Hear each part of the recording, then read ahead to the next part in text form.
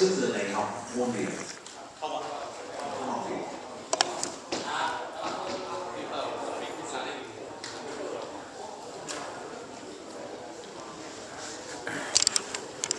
Đã có thông báo lịch thi dự thi chưa? Có rồi ạ. Ngày.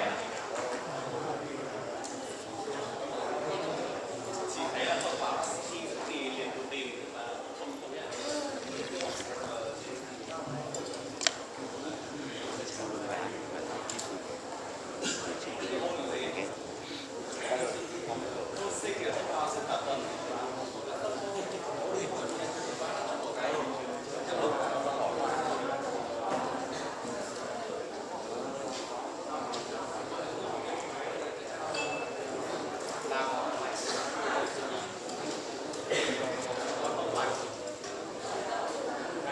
Okay, so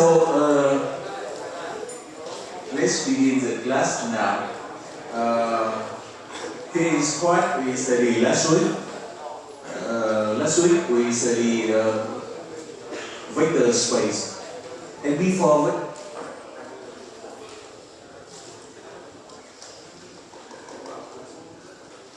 so first, please someone help me to close door, and the second, please keep silent in here.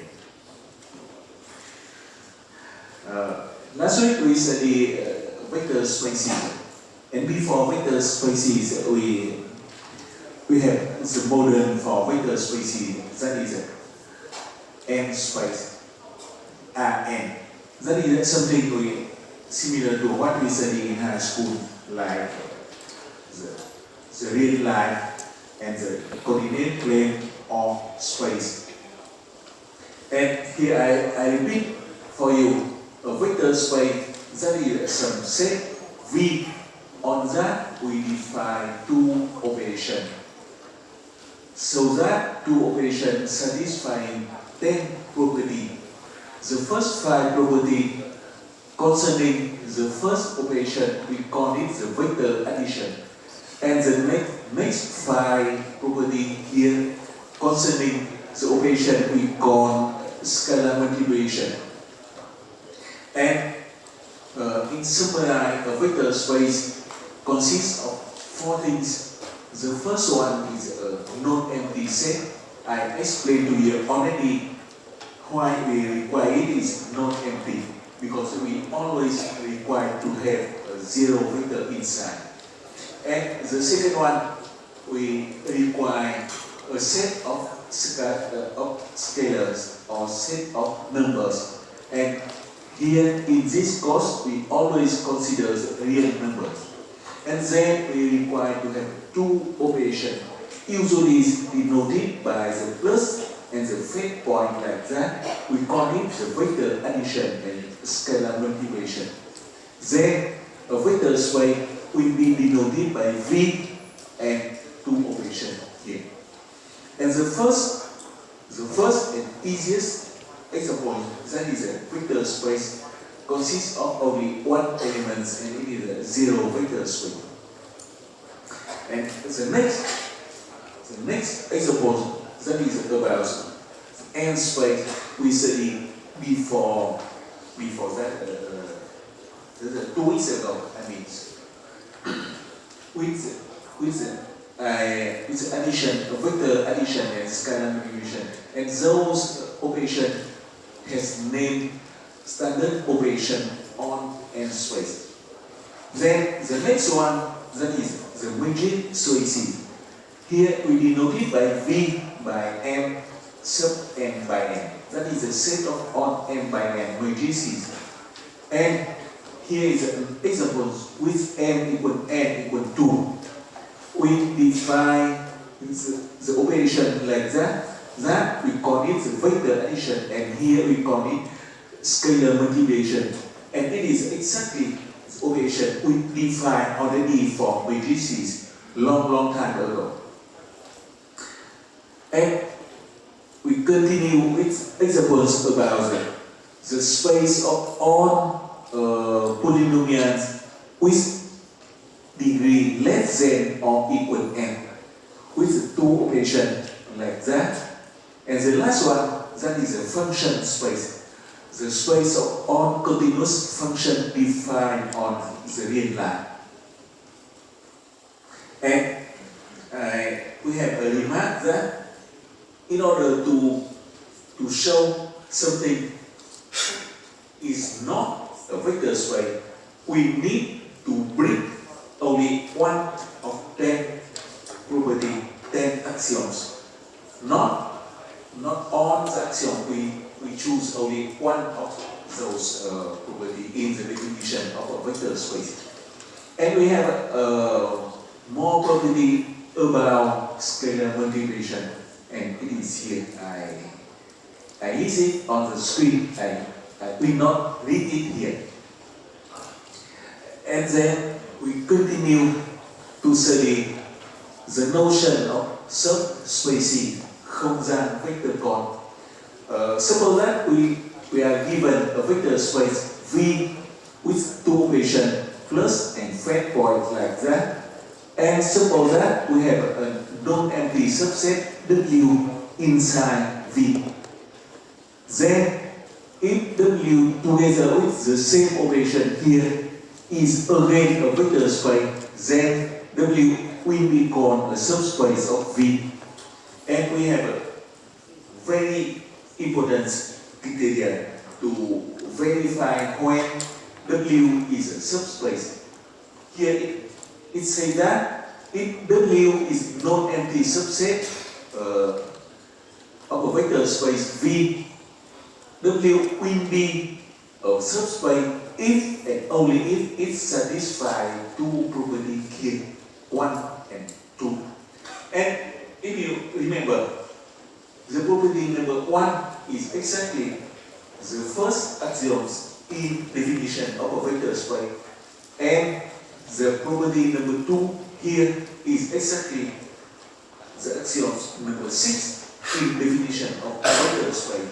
So, as always, I tell you the property number 1 and property number 6 in definition of a vector space is most important things. And here is an examples we took it from high school for coordinate plane and for spaces. And I repeat that for any vector space, we always have two trivial subspaces. The first one, that is a zero vector, that is a subspace vector space, consists of only zero vector, and the other, that is the whole vectors V. So for the case of the plane, we have the first one and the last one is trivial, and then in middle we have any lines going through the origin.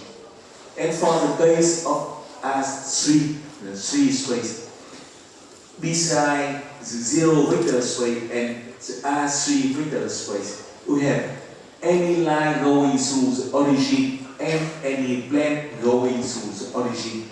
They are subspaces of R3. That one is another property of subspace. Suppose that you are given two different subspaces of the same vector space, then if you intersect them together, once again you get subspaces. Then we go into the notion. That notion we are going to use in the class today because it will help us to define very important, very fundamental notion that is a basis for vector space. So first of all, the span of a set, we are given a set S of k vector, say v1, v2 up to vk. That is a set of vectors in space V. Then span of S is a set of all linear combination of vectors S, or by formula we have strength of S to be that set of all formula like like that. And on C are real number. And spanning set of a vector space, that is something a little different from that one.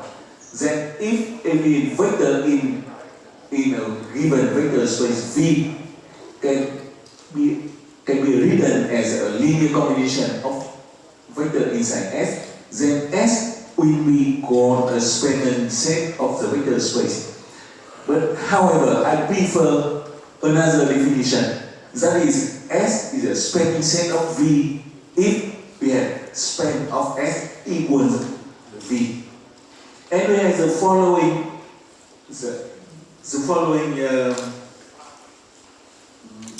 illustration for you. Suppose that now we consider plane, and we are given two vectors, say V and W here. The V is in the red and the W is in blue. Now we consider on the linear combination of that, and I say that on the linear combination we give you the whole plane, and you can see it here. That you get that point. But now if you make it,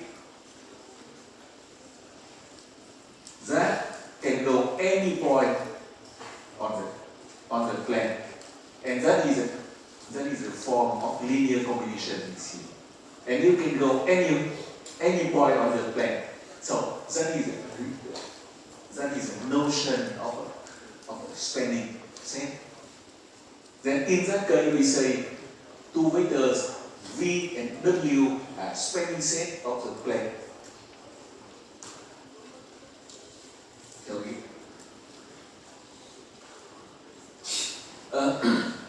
The next, in order to show that something to be a spanning set, something like that,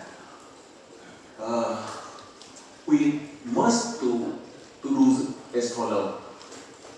Given any vector U here inside R3, then we need to show that the vector U can be always written as a linear combination of V1, V2, and V3.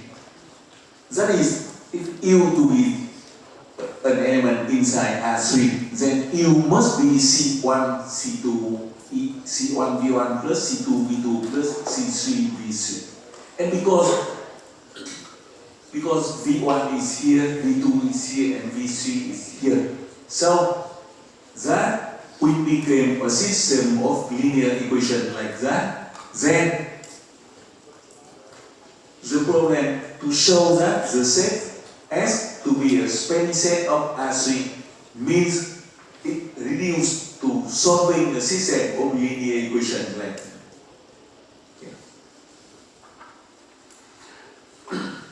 And here we have a property of span S, that is, suppose that we are given a system of vector S to be like that, then span of S is a subspace, And once again I thank you. To verify something to be a subspace, we need to verify only property number 1 and property number 6 in definition of a vector space.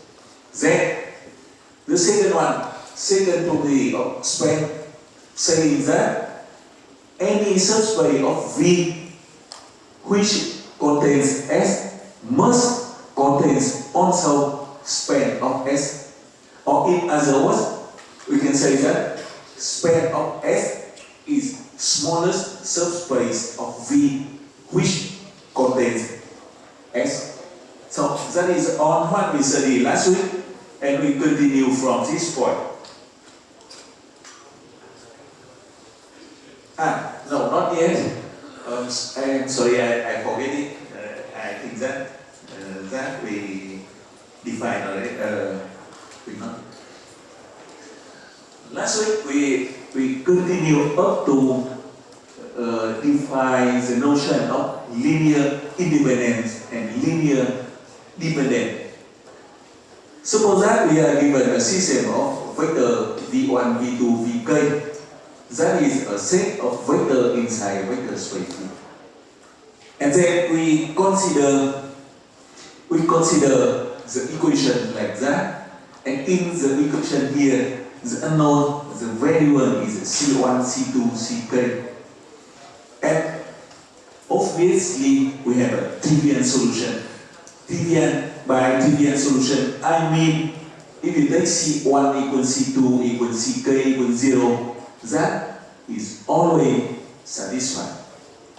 Now, if the equation don't have any other solution, it means that it has only trivial solution.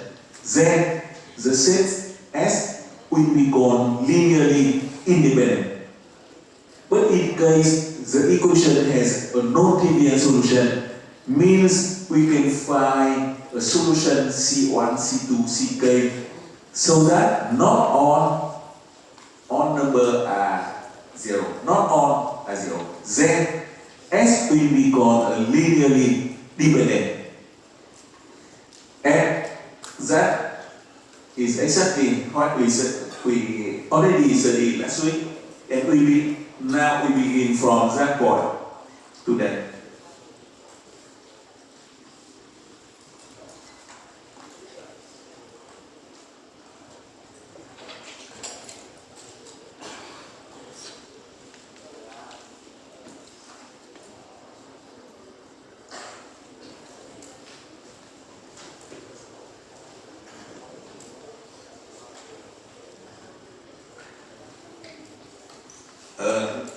I remember that slide I explained to you already last week, but however I repeat it here. In order to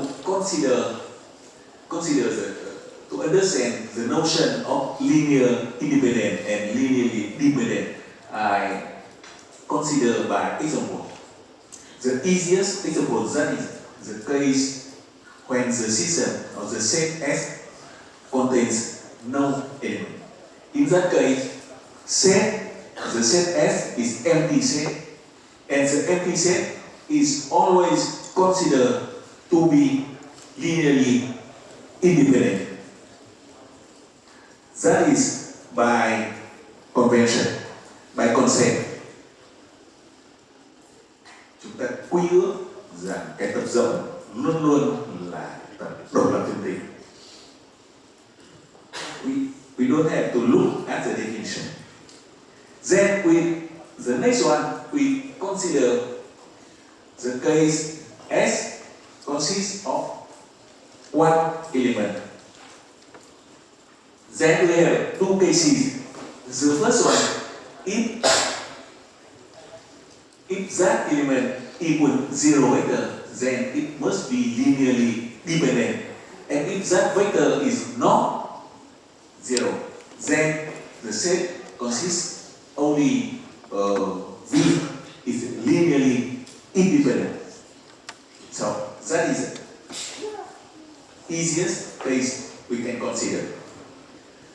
And the next example, if from last week up to now you have 1 week to absorb, to digest the notion, you will see in case we have S1 is a subset of F2 like that, then if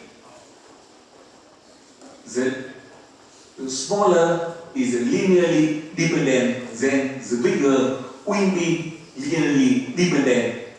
Okay. And on the other side, if the bigger one is linearly independent, then the smaller will be linearly independent. Because the notion of linearly independent and linearly dependent are somehow opposite to each other. Now here is an example. Here is an example for you to see. Suppose that we are given the set S consisting of three vectors like that, v1, v2, v3. That is a three vector inside R3. And we need to verify if they are linearly independent or linearly dependent. So how we can do it? Obviously, we can do as follows. We write it like that one. That is the equation. And we need to find C1, C2, C3. If we have only trivial solution, then the set S will be linearly independent. And if you can find non-trivial solution, then the set S will be linearly dependent. Now we write it here. V1 to be that, V2 to be that, and V3 to be that, and C1, C2, C3. That will give us a system of linear equation like that one. And that is homogeneous system of linear equation. And we know how to solve it. On more than that, you can have the Cramer rules to find it. If the determinant of coefficients matrix are non-zero, then that will have only trivial solution. That is something we studied already. And here, if we use Gauss-Jordan elimination, we get that one.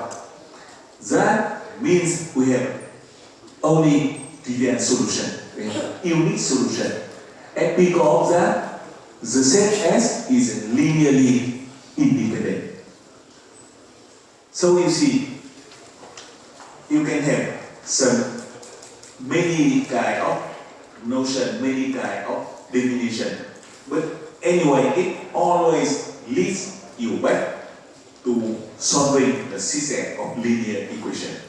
So that is the reason why we study the system of linear equation from the very beginning of this course. The next one is here. Now we consider the vector space P2. That is a vector space of all polynomial with degree less than or equal to. Now we consider three vectors V1, V2, V3 like that. That is a three polynomial. But they are three vectors inside P2. We have to see if the set S is linearly independent or linearly dependent. How to see that? Again, we write the equation like that one. And then we substitute V1 into here, V2 into here, and V3 into here. So we get that one. You get that one.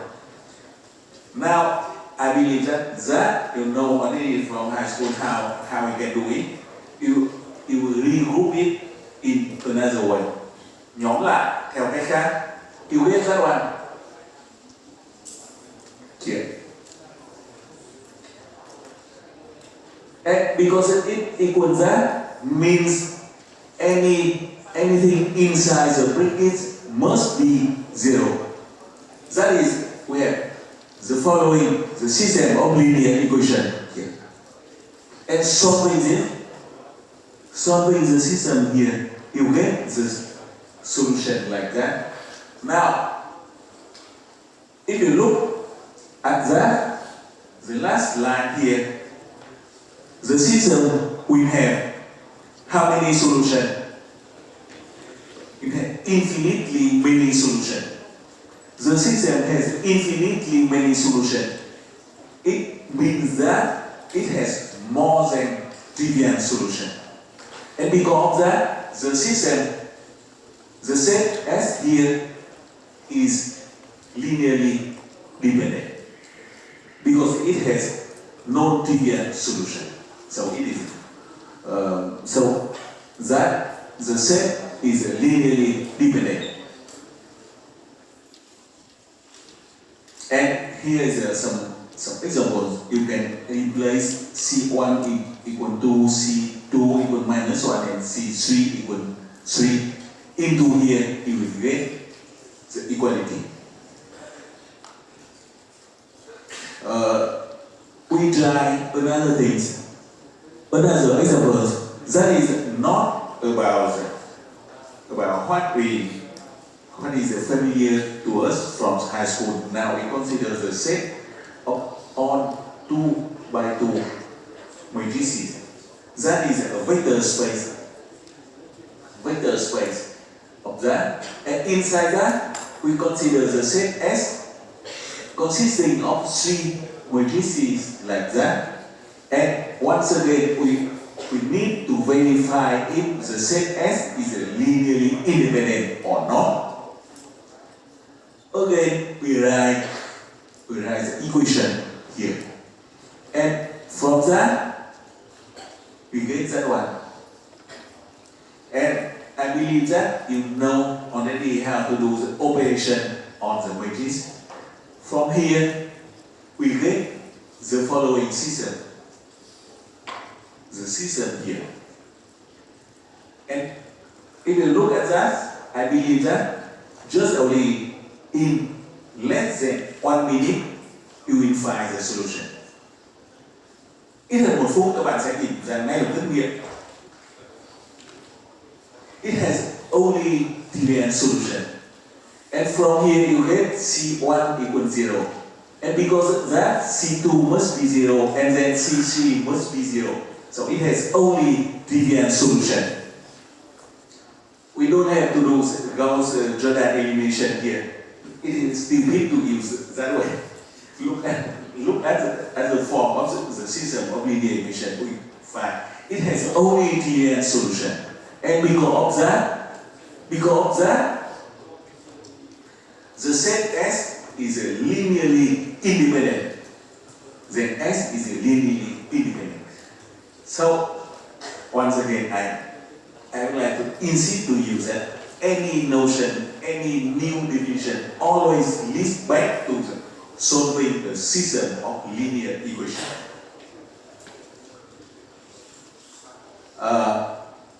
That one is a property of linearly dependent sets, and that by illustration, I will lead you back to what you know already in the high school.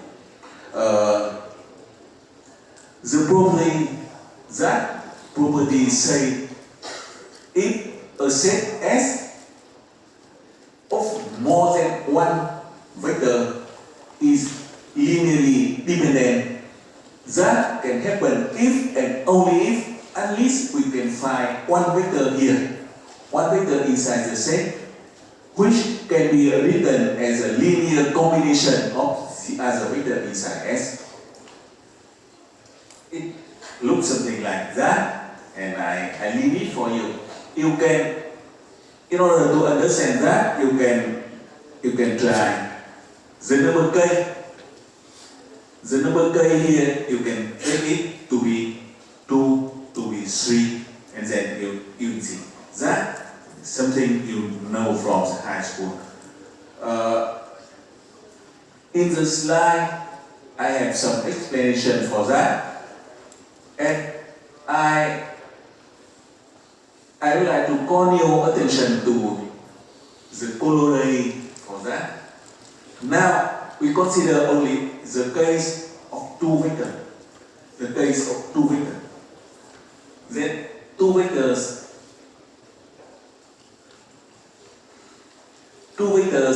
are linearly dependent if and only if one vector is a multiple of the other. What does it mean? It means that here we have U equal K times of V. Like that, or in high school you say 2 vectors are linearly dependent if and only if they are đồng phương. vector phụ thuộc đến tính khi và chỉ khi chúng đồng phương. So if we call it by linear combination, it looks somehow like academic, that is somehow very high. But however, it is nothing. In case you study in high school, it is nothing, just only two vectors lying on the same straight line or đồng phương, as you say in Vietnamese.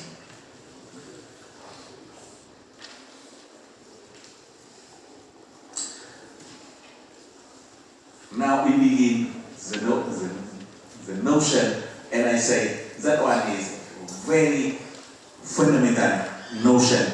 But however, I believe that you can feel it, you can by instinction you can feel what does it mean, the dimension, the basis and dimension. The basis in Vietnamese cơ sở and dimension is a chiều. We are going to study chiều của một không gian vector. In high school we always say two-dimensional space, không gian hai chiều, and three-dimensional space, không gian ba chiều. At least we can imagine what is it, two dimension, what is it, three dimension. Now we are going to give it a very, very precise definition here. But in order to define it, we need the notion of spanning set and the notion of linearly independent. Now here we begin. Suppose that V is a vector space. Then suppose that S to be a set of vectors inside V, consisting of V1, V2, Vn. S will be called a basis of V if it satisfies two following properties. The first one saying S is a spanning set of V. That is, we have that one.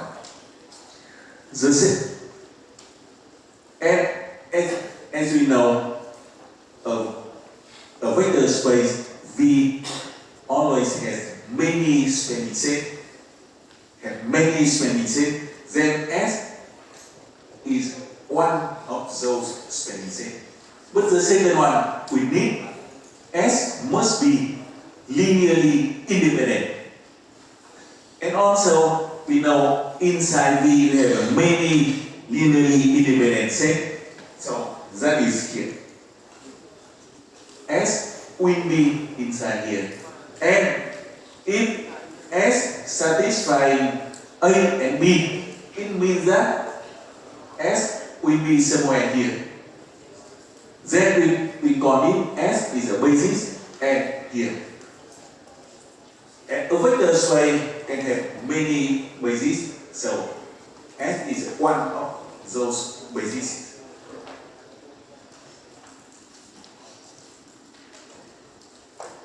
The remark for that, the notion.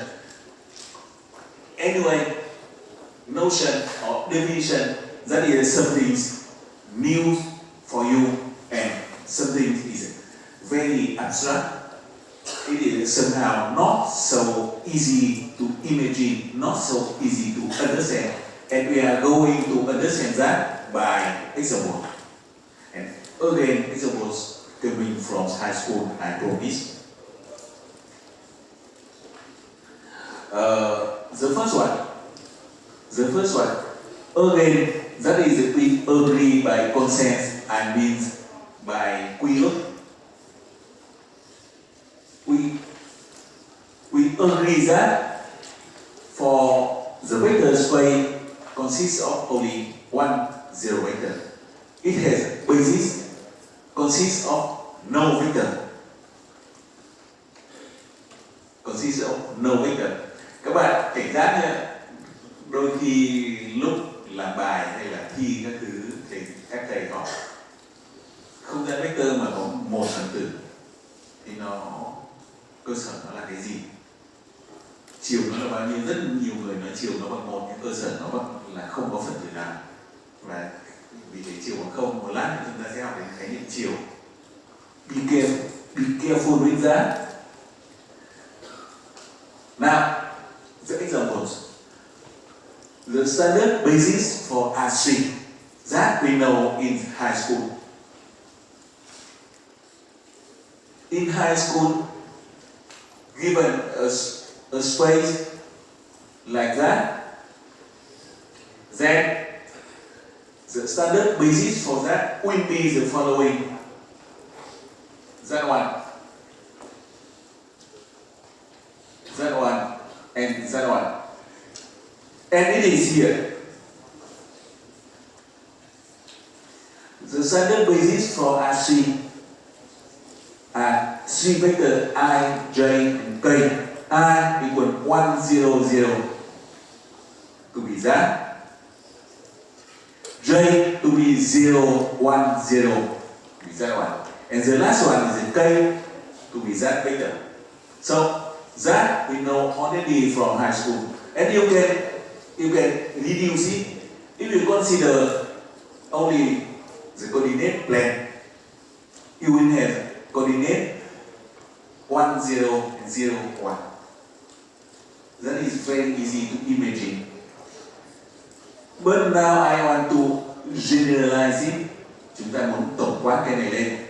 Then here, if you consider the n space Rn, then the standard basis will be E1, E2 up to En. E1 to be 1, 0, 0, 0. The E2 will be 0, 1, and then 0, 0, and so on.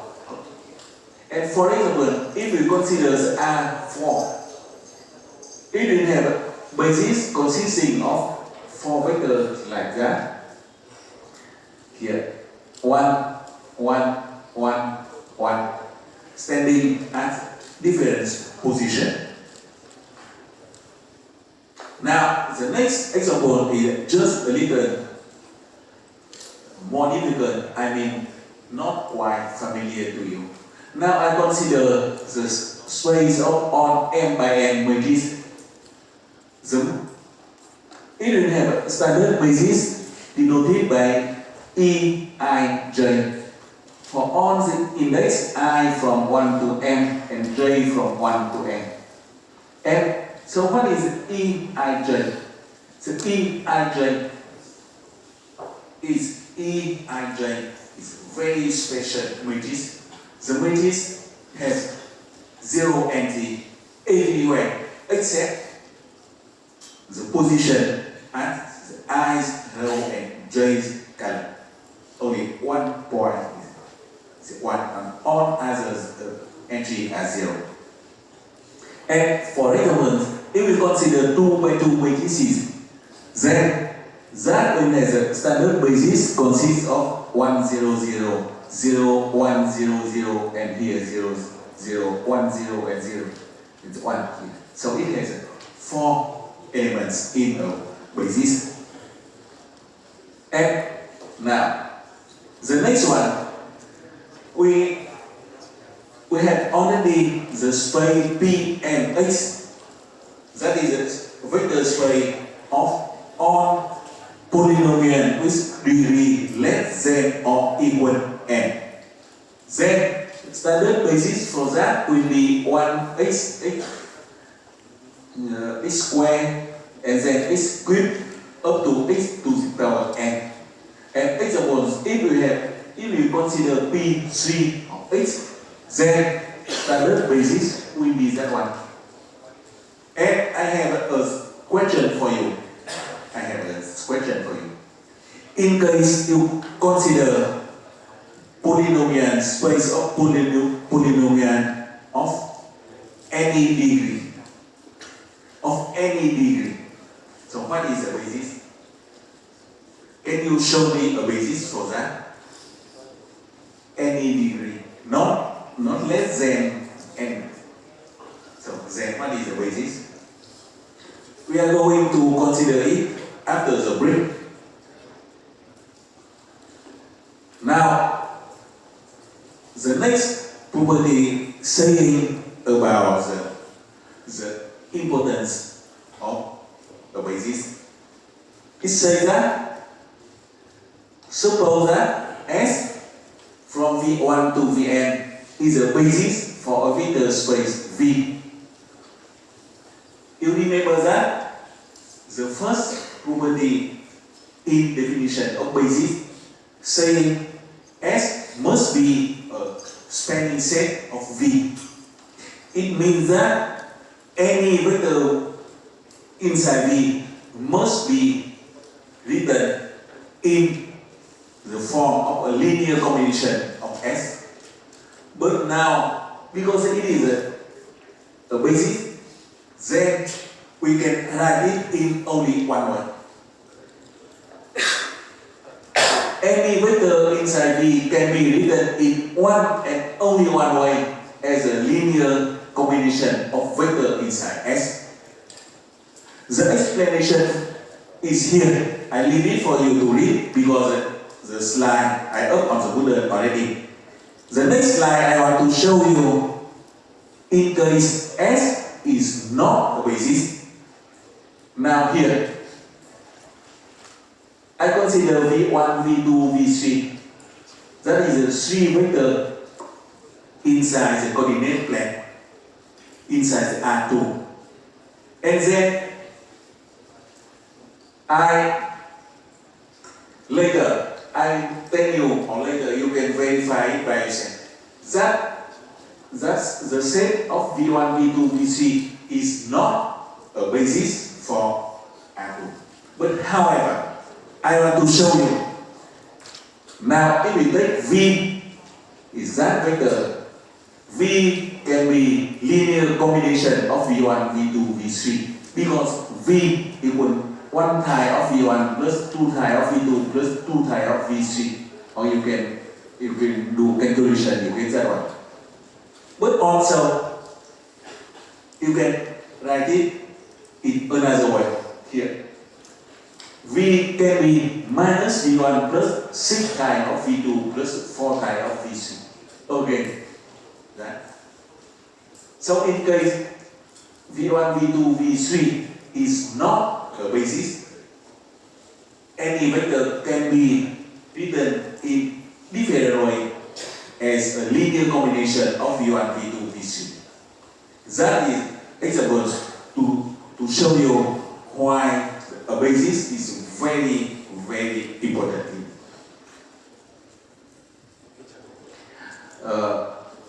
The next one will be will tell you some more fundamental property of basis that says about the basis and the linearly independent and linearly dependent. And here, suppose that we know already S from V1 to Vn is a basis for vector space V.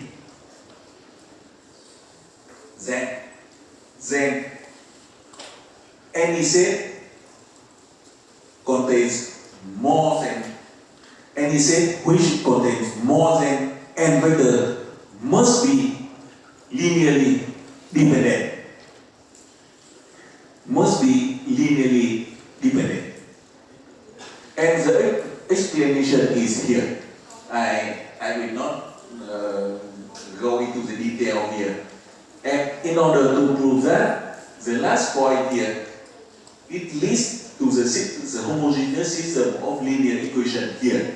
And we know already that if the homogeneous system of linear equation has the number of equation is less than the number of variables, then it will have infinitely many solutions.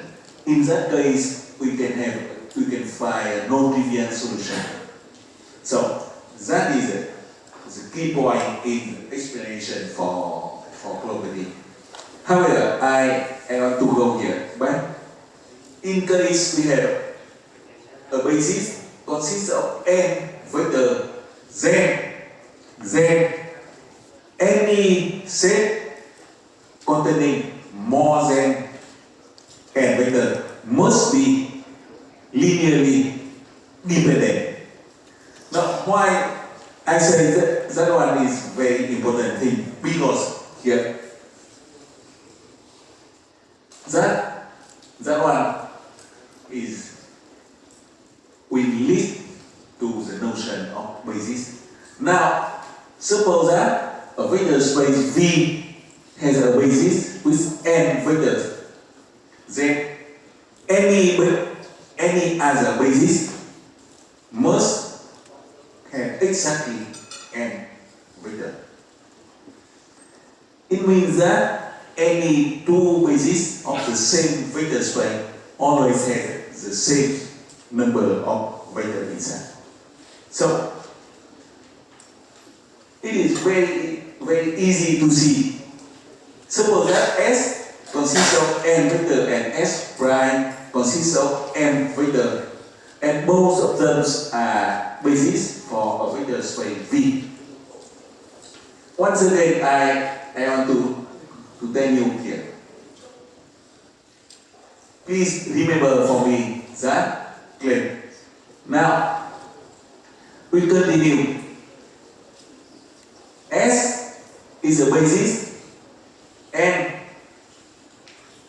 S prime is linearly independent. Then the number of elements inside S prime must be less than n.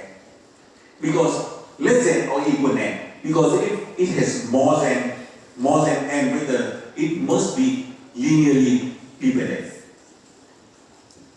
But a basis is always linearly independent. So we have n must be less than or equal to n. And on the other side, we have n less than or equal to n. And from both sides, both inequality here, we imply n equal to n.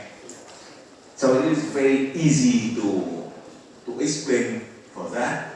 But however, very easy to explain for that. But however, property is very, very important things. And here, a vector space V will become finite dimensional, hữu hạn chiều. A vector space V will become finite dimensional if it has a basis consisting of finite number of vector. Một không gian vector được gọi là không gian hữu hạn chiều nếu nó có một cơ sở gồm một số hữu hạn phần tử. Một số hữu hạn phần tử. And if a vector space is not finite dimensional, we say it is infinite dimensional. Nếu một không gian không phải là hữu hạn chiều thì ta gọi nó là không gian vô hạn chiều. Một cái định nghĩa nghe rất là nonsense. However, it's that, and we are going to see an example about infinite dimensional. Now we define the dimension. Suppose that V is a finite dimensional vector space. So what is the dimension of V? The dimension of V is a number of vectors in a basis for V. We can do that because we know any two different bases of V will always have the same number of elements. Then that number will become the dimension of V. And here, V is a vector space, S is a basis of V. Then the dimension of V will be the number of elements inside S. That is the number of vectors inside S.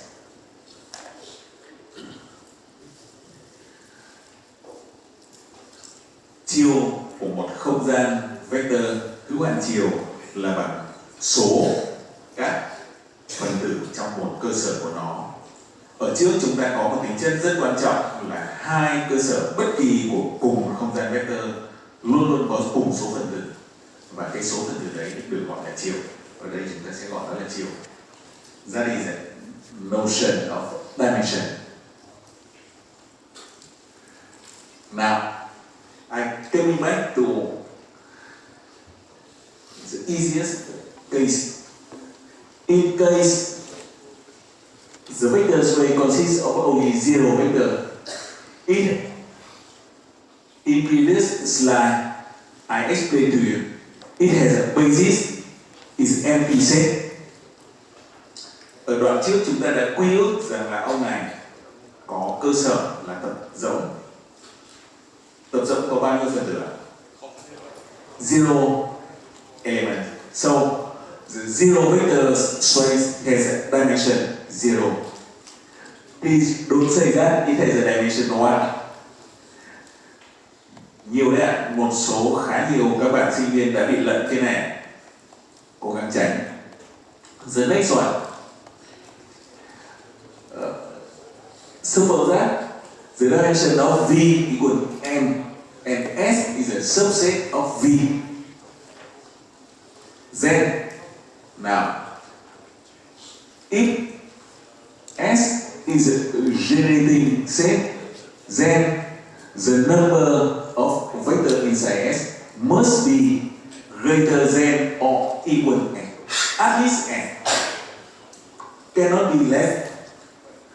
And if S is a linearly independent set, then the number of vector inside S must be less than or equal to n. So only in the case S is a basis, the number of S equal to n. It's always the number of elements inside basis are always the same. So it is the dimension. And it is explained once again in the diagram like that.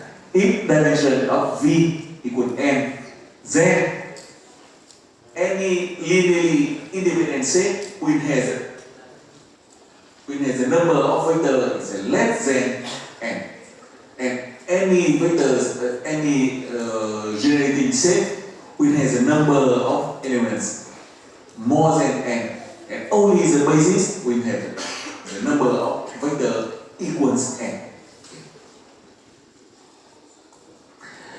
And the next property is very easy to verify, very easy to imagine. That is, in case the dimension of V equal n, and W is a subspace of V, the dimension of W will be less than or equal to n. That is very easy to imagine.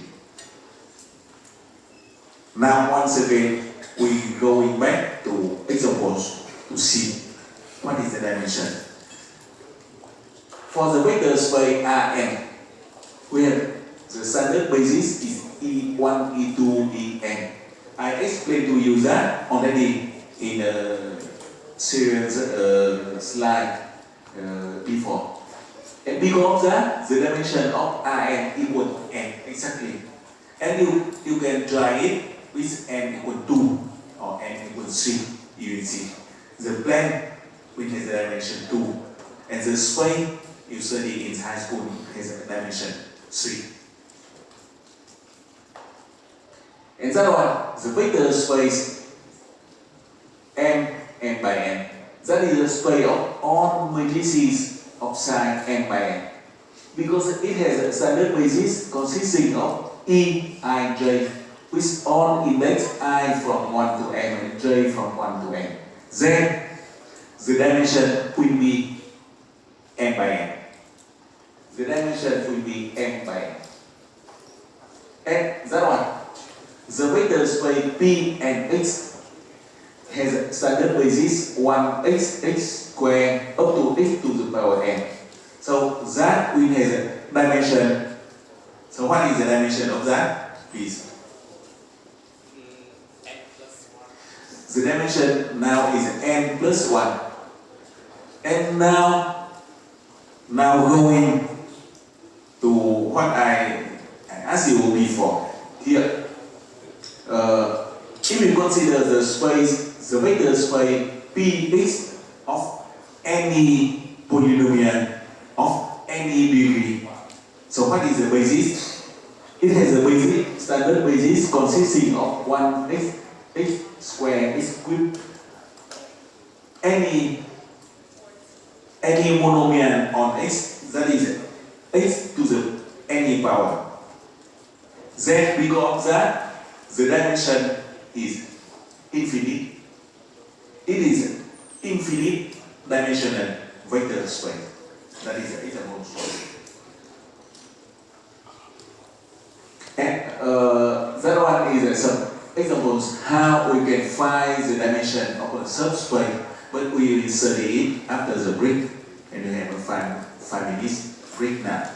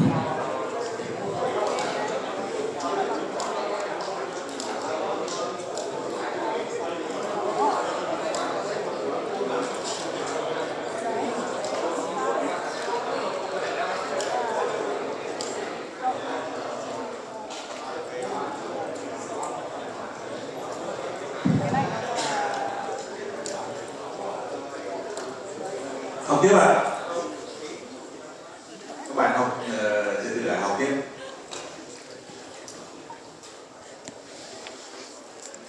Có một điều là trong giờ nghỉ rất nhiều bạn đến hỏi và có vẻ như là có nhiều khái niệm các bạn nắm nó chưa vững lắm. Vậy thì các bạn nhớ rằng là thầy giáo có mặt ở trên lớp là để trả lời cho các bạn cả giờ này lẫn giờ bài tập. Các bạn phải hỏi nhiều và ở bậc đại học cái điều quan trọng là khái niệm các bạn phải nắm vững chứ không phải là mẹo mực để giảng bài tập đâu. Giảng bài tập chỉ là kỹ năng thôi, nhưng phải nắm vững các khái niệm. Okay, let's continue.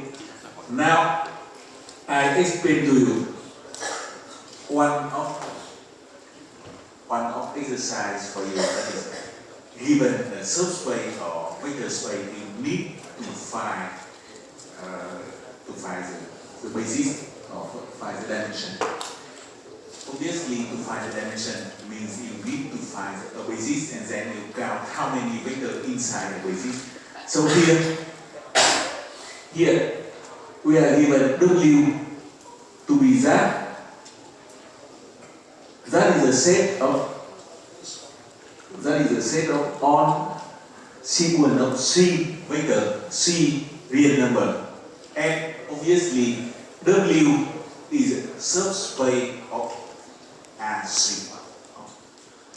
VK chắc chắn sẽ là một tập hợp con của không gian L3. Now you need to find here. They say that please find the dimension of subspace. The first one you need to verify that is a subspace. That is a subspace. Otherwise, it has no meaning. And then the second one is here. W to be that one. Again, a subspace of R3, and it is a subspace. I repeat to you. To verify something to be a subspace, you need to verify property number 1 and property number 6. Only two things. Now suppose that we know already that those set are subspace. We need to find the dimension. How to do it? To find the dimension, we need to find a set of linear independent vector which span the subspace, and then it will be a basis, and then we count how many vectors inside that. And here we say dc minus dc. To be that, I believe that kind of writing is very familiar to you. How you can write it. Then because of that, you see any vector inside here is a linear combination of two vectors 0, 1, 1 and 1 minus 1, 0. That is S consisting of two vectors here is a spanning set of the W, and also it is a spanning set of W, and also it is a linearly independent. I leave it for you to verify it is a linearly independent. And once again, to verify something to be a linearly independent, leads back to solving the system of linear equation. Then, because of that, S is a basis for W, and S consists of two elements here. It means that the dimension of W is 2. And for the exercise number B, we do the same way. 2B, B0 equals B times of 2, 1, 0. And it means that the set S which consists of only one vector here is a spanning set of W. And because S consists of only one vector and that vector is a non-zero, then S is linearly independent. And because of that, S is a basis for W, and then dimension of W in the exercise B equal 1. So that is the way we find the dimension. Obviously, we have so many other ways to find the dimension. But that one is the first example to show you how to do it. Now the next one, we consider the subset of all symmetric matrices inside M2 by 2. That we know already.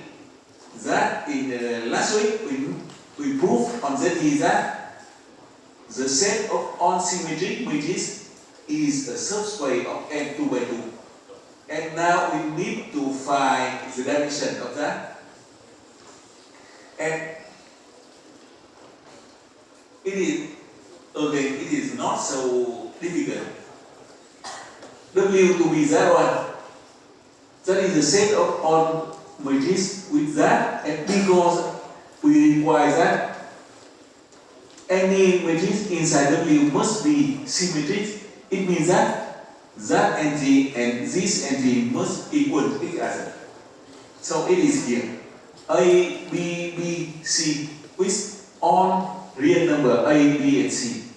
And now we see that matrix equal A time of that one plus B time of that one plus C time of that one. And we see the set consisting of three matrices here is a spanning set of W, and you can verify that S is a linearly independent. So S is a basis for W. It means that the dimension of W equals 3. So that is some kind of finding the dimension of a subspace.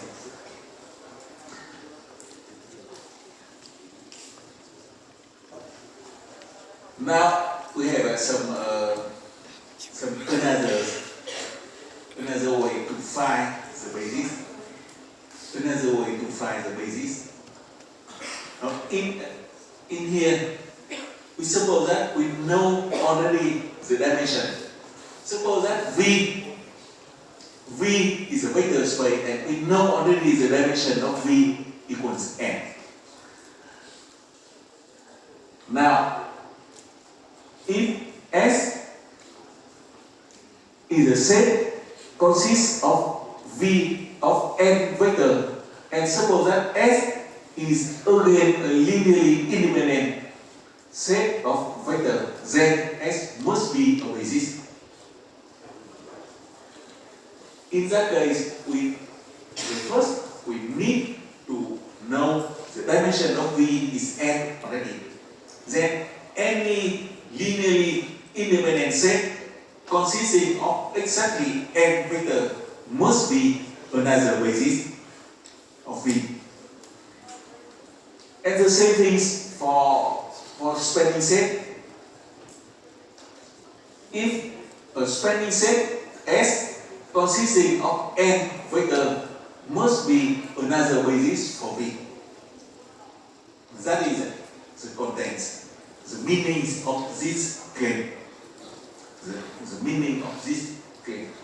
So, if we know already the dimension of V, we have two other criteria to verify some set to be a basis. And here, once again, we're going back to that picture, to that diagram, to see why you can get that one. Now we go to the notion that in that part, of course, I am going to explain to you the four fundamental subspace of a matrix. That is, suppose that you are given a matrix of any size n by n. Then, from that, you can define four fundamental subspaces. Before going into detail, I would like to tell you that one. Suppose that A to be the matrix like that n by n. And we denote the row by that one A1, A2, A sub n. They are rows vector of A. Or in the details, it is here. A1 to be that, vector A2 to be that, vector An to be that, vector. And columns vector of A to be that one. A to be that. And I write the columns of A by A to the power 1, A to the power 2, A to the power n. And in the detail we have, it is here. A1 to be that columns, A2 to be that column, An to be that column. So, given a matrix, we have m's rows vector and n columns vector. We are going to play with that. The first fundamental subspace has named row space of A. The row space of A, that is the subspace of Rn. And that is a subspace spanned by all row vectors of A. Or by formula you have Rsa. By Rsi, I mean this is a row space. Row space of A, that is the set of all linear combination like that one. In that A1, A2 up to An, that is all rows vector of A, and alpha 1, alpha 2 up to alpha n, they are real number. And from here you will see we can define the same way for the column. Anything we do for the rows, we can do for the column by similar way. And the column space of A, the column space of A, that is the subspace of Rn. Now spanned by the column vector of A. That is the column space of A to be the set of all linear combination beta 1, A1, beta 2, A2 up to beta n, An. And here A1, A2, An, that is the columns vectors of A, and beta 1, beta 2 up to beta n are real numbers. So by division it's very easy to see, but however, you need to try to write down some examples to see what it means. The next one is very interesting. It has a name null space of A. That is the set of all solutions of the homogeneous system of linear equation Ax equals 0. And by formula we say null space Ms of A to be the set of all vector x inside Rn, so that A multiplied by x equals the columns 0. And the last one, now we have already 3. But however, we have a 4 fundamental. The last one, here. The last one has named left null space of A. That is a null space of A transpose. It means that left null space of A equals the set of all vector y inside Rn, so that A transpose multiplied by y equals the column 0. So that is the division for 4 fundamental subspaces. And once again, somebody is handy to close down. Then, as I told you, now we have it. Before defining the fundamental subspaces, we define basis and dimension. And here we define some subspaces, and obviously one of your tasks, one of your exercises, you need to find dimension of those fundamental subspaces, and you need to find basis for that one. So I am going to explain it now. I give you some compare. The notation in our course we denote the row space by RS of A, column space by CS of A, null space by Z1, and left null space by NS of A, D. But in some other textbook, they denote it by that. So, if some of you take a look in another textbook, you can compare it. I don't think that in Vietnamese textbook they have some definition like that. I don't know. But however, please follow that notation. Chúng ta sẽ theo cái hệ thống ký hiệu này. Then we need to define the notion, the rank of a matrix, and then once again the system of linear equations.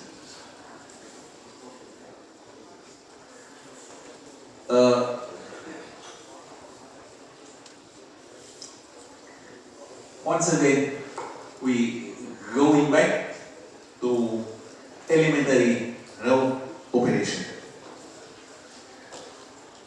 That will help you to work with the dimension, with the basis of fundamental subspaces. I repeat it here. I will not repeat what is elementary row operation. I repeat only. Suppose that we are given two matrices of the same size n by n. Suppose that they are A and B. We say A and B are row equivalent to each other if B can be obtained from A by applying a finite number of row operation. Hai ông A và B được gọi là tương đương hàm với nhau nếu ông này có thể nhận được từ ông kia bằng cách là áp dụng một số hữu hạn lần các phép biến đổi về hàm. That is the definition here. Now, the remark, that is, if A and B are row equivalent to each other, then they have the same row spaces. They have the same row spaces. Or their row spaces are the same. Hai thằng mà tương đương hàm với nhau thì nó có cùng cái không gian hàm. Then you can see if you are required to find row space of some matrix, you need to apply some row operation to transform the matrix A into some easier, by easier I have not defined, some easier matrix which is row equivalent to A, and then look at the easier matrix. So I summarize that by the formula like that. If we denote it small r by row operation, then row space of r equals row space of A.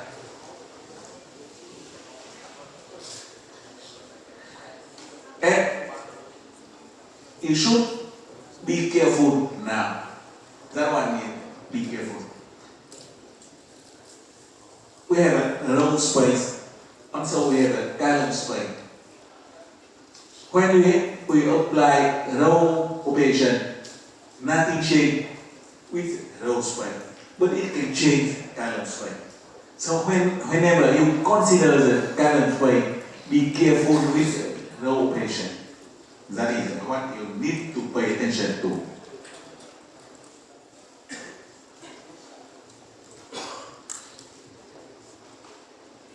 Now, the first thing, the first method for you to find a basis for row space of a matrix.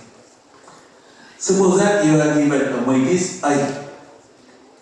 You apply rows operation to transform it into row echelon form. Then all the non-zero rows of the row echelon form will be a basis for the row space. So that is the remark here. If A is a row equivalent to B and B is already in the row echelon form, then all the non-zero row vectors of B will be a basis for row space of A.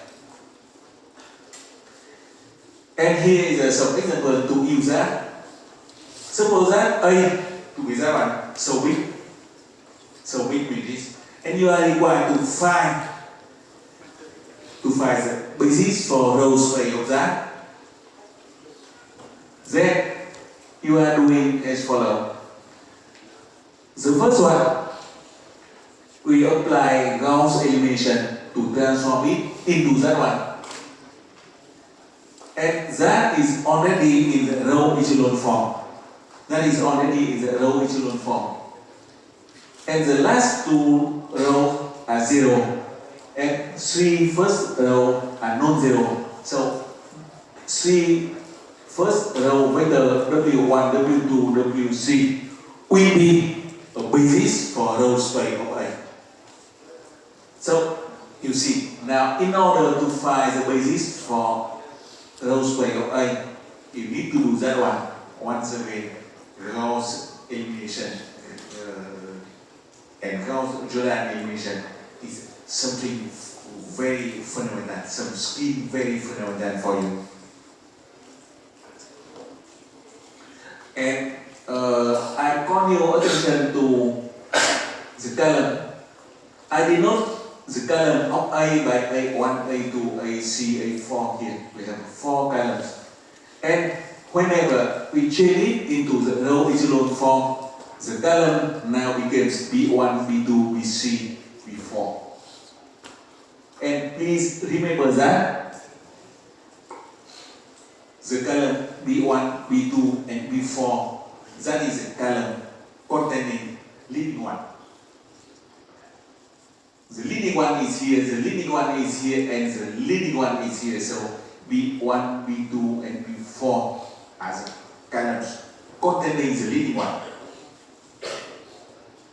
Now, as I claimed in the previous slide, W1, W2, and W3, they are the basis for row space of A. And the remark is for the columns. If you take a look at the B here, the column B here, it is very easy to verify that you have B3 equals minus 2 B1 plus B2.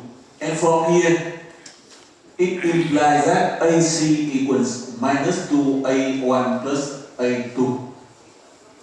So that is some relation about the columns. And because B1, B2, B3, B1, B2, B4 is linearly independent. So A1, A2, and A4 also is linearly independent. That is what we should remember up to that point. Now suppose that you are given the following exercise. Suppose that you are given 3 vector V1, V2, V3 like that, and that will span a subspace inside R3, and you need to find a basis for that. How to do? You see, you do as follows. We write V1 is the first row, V2 is the second row, and V3 is the last row.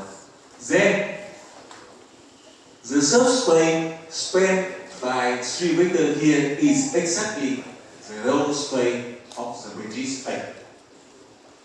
Now it leads you to the problem. Please find the basis for the row space of A. And for that, you know already how to do. You apply the row operation to transform A into row echelon form. And it is here. And that row echelon form consists of two non-zero vector, non-zero rows vector here. So W1, W2 is a basis for, that is a basis for span of that, or it is exactly the basis for row space of A. That is here. So we find that one.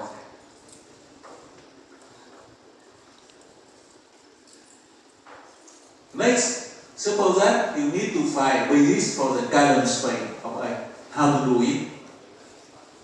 How you can do it? The first way is very easy. You can transform it.